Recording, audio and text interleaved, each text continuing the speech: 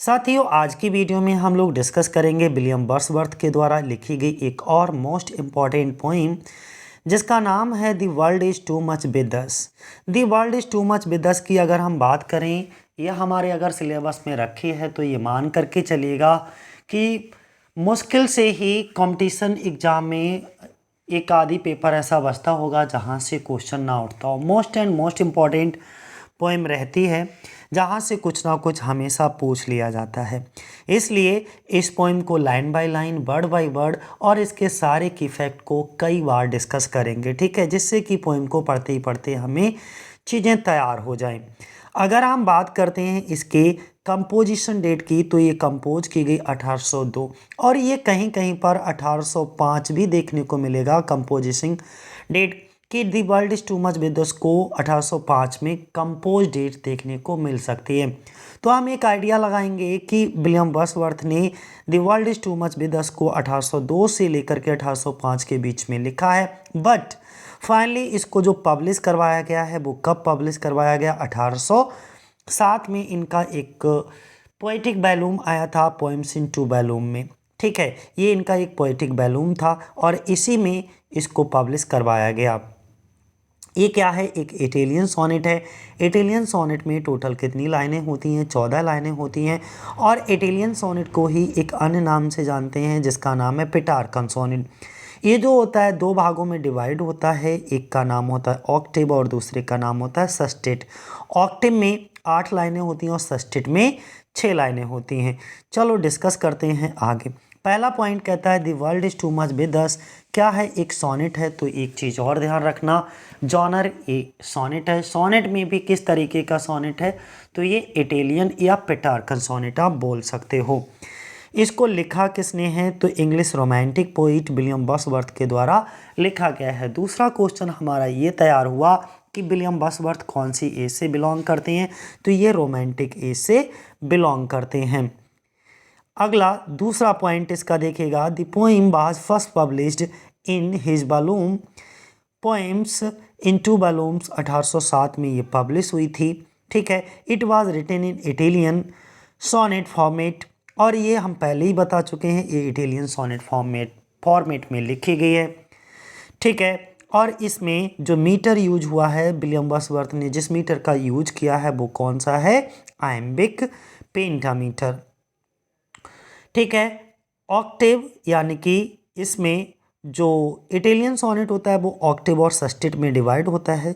तो ऑक्टेव जो होता है उसमें 8 लाइनें होती हैं और उन 8 लाइनों की राइम स्कीम अब्बा अब्बा करके याद कर लेना। ए बी फिर ए बी ए फिर ए बी बी ए। इसके बाद में जो सस्टेट होता है जिसमें 6 लाइनें होती हैं उसकी जो राइम स्कीम होती है सी डी सी या D C D, C D E करके भी होती है, ठीक है। तो सस्टेट की जो राइम स्कीम होती है वो डिफरेंट आपको देखने को मिल सकती है।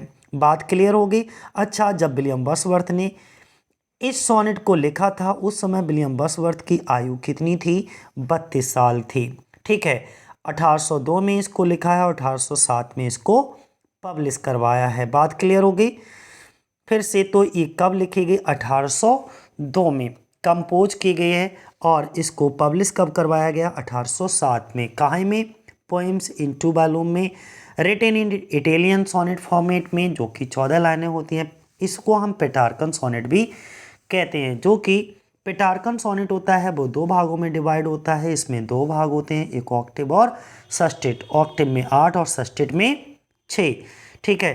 तो टोटल आपको पूरी बातें समझ में आई गई होंगी। सोनेट 14 लाइनें, पेट्रार्कन सोनेट है। फर्स्ट 8 लाइन में ऑक्टेव होगा जिसमें A B B A. Last की 6 लाइनें सस्टेट कहलाती हैं जिसमें सी डी करके याद कर लेना, ठीक है। इसके बाद आप कुछ इस तरीके से भी इसको याद कर सकते हो। कैसे? इस तरीके से देखिएगा, राइम स्कीम ए बी यानी कि अब्बा अब्बा, सी डी, ओके। जो एक चीज़ और ध्यान बनाए रखना, जो इटालियन सोनेट होता है वो आयम्बिक पेंटामीटर में तो लिखा ही लिखा जाता है।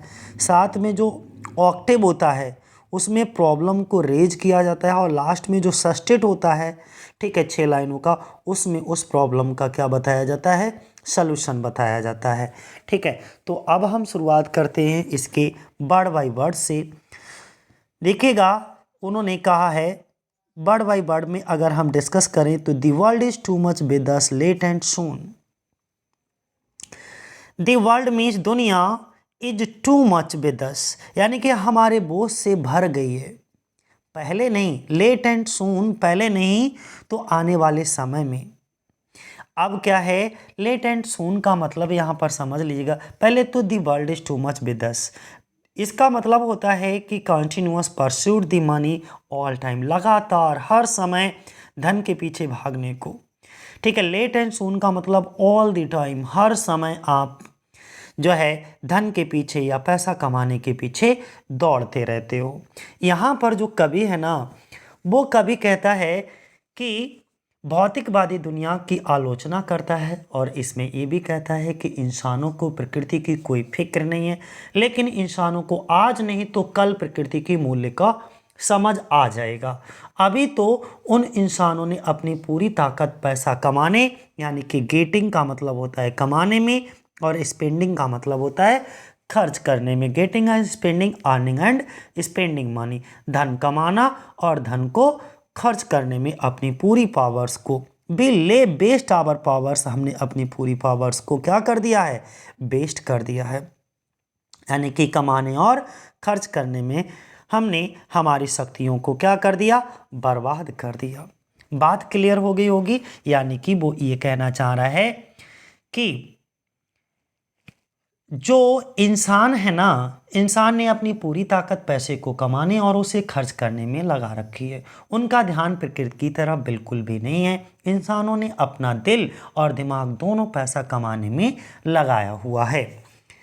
अब लिटिल बीसी, अब वो कहते हैं little we see in nature that is hours.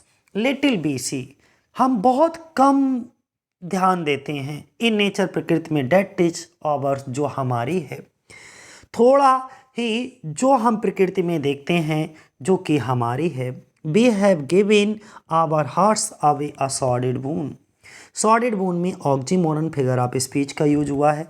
हमने हमारा दिल दे दिया घिनौने वरदानों में, सॉलिड बून में। उनके कहने का मतलब ये है कि जो बून का मतलब होता है वरदान, और सॉलिड का मतलब होता है बहुत घटिया, लो एंड मीन, चीप।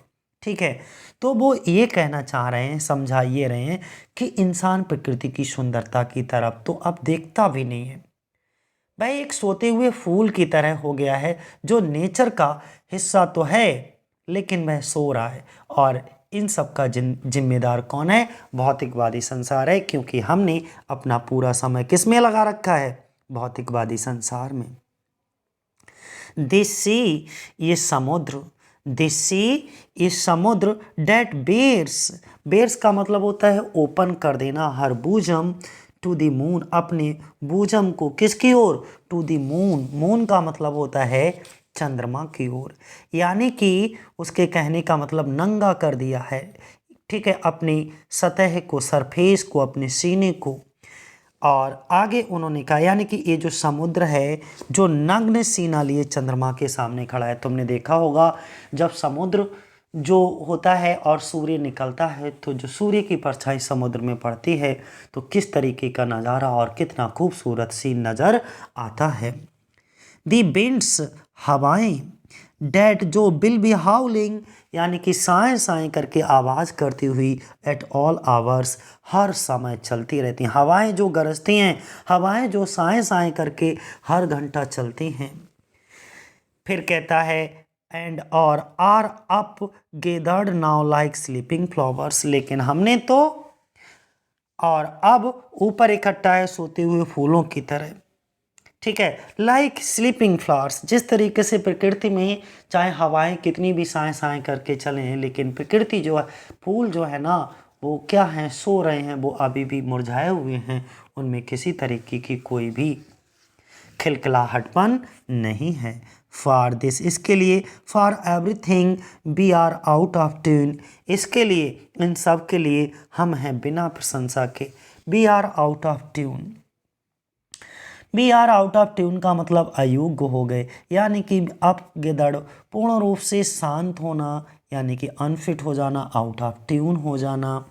तभी तो उन्होंने कहा है कि वह एक सोते हुए फूल की तरह हो गया है, जो नेचर का हिस्सा तो है लेकिन वह सो रहा है। और इन सब का जिम्मेदार कौन है? एक भौतिकवादी संसार है, क्योंकि हम इस भौतिकवादी चीज़ों में अपना ज़्यादा ध्यान लगाने लगे हैं। It moves us not, great God I had rather B. यह हमें मूव नहीं कर सकती। ओके, ग्रेट गॉड, हे महान ईश्वर। Okay, I had rather be, मैं बनना पसंद करूँगा। क्या पसंद करूँगा? अब पैगन बनना, यानी कि एक पैगन। पैगन का मतलब होता है प्रकृति का पुजारी बनना पसंद करूँगा। Suckled in a creed outworn, so might I standing on the pleasant lea, ताकि मैं शायद खड़ा होऊंगा इस मनोहर घास के मैदान पे। कभी किसी भगवान की पूजा ना करके प्रकृति का पुजारी बनना चाहता है। वह अच्छी तरह से जानता है अब प्रकृति को कोई भी नहीं पूछता, लेकिन वह अभी भी प्रकृति का ही पुजारी बना रहना चाहता है। वह पैगन बनना चाहता है। वह घास के खुले मैदान जहाँ पर ओस की बूंदें उसके नंगे पैरों को स्पर्श करें, और वहीं से कभी प्रकृति की सुंदरता को देखना चाहता है। लेकिन कभी किसी भगवान की पूजा ना करके प्रकृति का पुजारी बनना चाहता है। और कभी आगे कहता है, क्या कहता है? Have glimpse that would make me less forlorn. Okay, नज़ारे लूँगा जो मुझे बनाएगा। ओके, क्या बनाएगा? कम लाचार। Have sight of Proteus rising. Proteus एक समुद्र का देवता होता है जो समुद्र में उठती हुई लहरों को शांत कर देता है। देखूंगा किसको? प्रोटियस को समुद्र में उठती हुई लहरों को शांत करते हुए। और अथवा हियर सुनूंगा ओल्ड ट्राइटन को। यहाँ पर दो समुद्री देवताओं का जिक्र किया गया है, एक प्रोटियस और दूसरा ट्राइटन। ब्लो हिज रेथड हॉर्न, और मैं सुनूंगा बूढ़े ट्राइटन को उसका जो शंख है, शंख को बजाते हुए।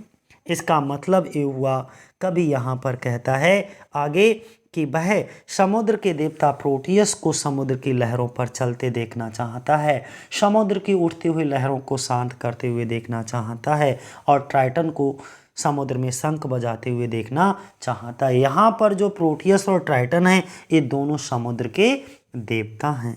बात क्लियर हो गई? अब इसमें देखो पूरा का पूरा क्या कहा गया है, क्योंकि चीज़ें समझ लीजिए ज़रा यहाँ पर इतनी कम लाइनों में। The world is to much with अस क्या है? विलियम वर्ड्सवर्थ का एक सोनेट है। It is a criticism of materialistic outlook. जो भौतिकवाद दृष्टिकोण आपका हो गया है लोगों का, उसके ऊपर एक क्रिटिसिज्म है। ठीक है। गेटिंग एंड स्पेंडिंग, कमाना और खर्च करना है become the chief concern of life. जीवन का मुख्य उद्देश्य बन गया है, यानी कि पैसे को कमाना और पैसे को खर्च करना ही जीवन का मुख्य उद्देश्य बन गया है। People have given their heart and soul to the pursuit of money, यानी कि जो लोग हैं ना, वो अपना पूरा दिल और दिमाग, आत्मा, सब कुछ पैसा कमाने के पीछे लगा दिया है। They do not appreciate the beauty of nature. वो किसी भी तरीके से प्रकृति की सुंदरता की प्रशंसा नहीं करते। The poet like to be a pagan, कवि जो है वो एक प्रकृति का पुजारी बनना चाहता है। सो डैट, ताकि he may remain in touch with nature, ताकि वह प्रकृति के टच में रह सके। This sonnet has the rhyming scheme हम कई बार बता चुके हैं, अब्बा अब्बा सी डी ई करके है। ठीक है। और इसकी ऑक्टेव की तो राइम स्कीम सेम रहती है, सस्टेट की चेंज होती रहती है, ध्यान बनाए रखना। Okay. Next, the poet has mentioned the two sea god. कभी कभी ये बहुत पूछा जाता है, प्रोटियस एंड ट्राइटन। इसमें दो सी गॉड का जिक्र किया गया है, एक प्रोटियस और दूसरे ट्राइटन। ये है आज का टेस्ट, और इसको देखिएगा। ठीक है। और इसके सभी आंसर्स आप कमेंट बॉक्स में दीजिए हमको। बाकी हम नेक्स्ट वीडियो में इसके आंसर्स भी आपको डिस्कस कर देंगे। फिलहाल आप लोग अपना इन वीडियो को पॉज करके इसके आंसर देने का प्रयास करो। ठीक है। आज के लिए इतना ही। जय हिंद, जय भारत।